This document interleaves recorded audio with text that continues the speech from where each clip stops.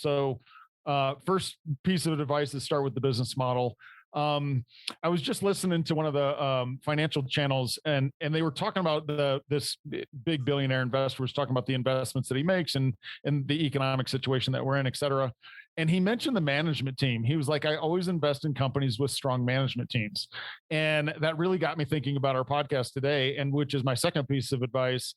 Always focus on the leadership team at the franchisor, because as an investor, right, of your own business, your own franchise location, you are the capital and the management, unless you're going to hire your own management, right? So you can, part of my consulting is focusing on you as the management team. How are you going to build your team? What does that look like? Let's get granular on some of the things that you need to be thinking about, which are probably not the things, to your point, that you think you need to be thinking about.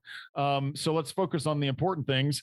But also at the franchisor level, what does that leadership team look like? And how do you engage with the leadership team at the franchisor? Because from my perspective, the franchisor is your business partner in the business system and the business leadership, et cetera. And so if you're aligned with that leadership team, you're going to be a happy franchisee.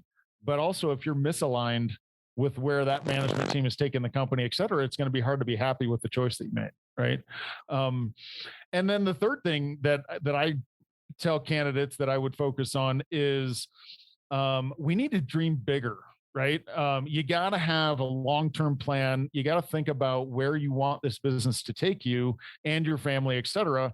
And this being in the business, that we typically work with people later in their career. They might be mid 40s to mid 50s, sometimes even a little bit older than that.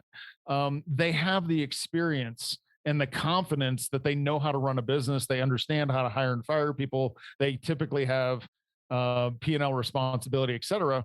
But what also happens later in one's career is you tend to sort of lose that enthusiasm that you have in your 20s about what your life's going to look like. And so, my third piece of advice is, and I spend time on this because I don't think people in our stage of life dream enough and or think big enough.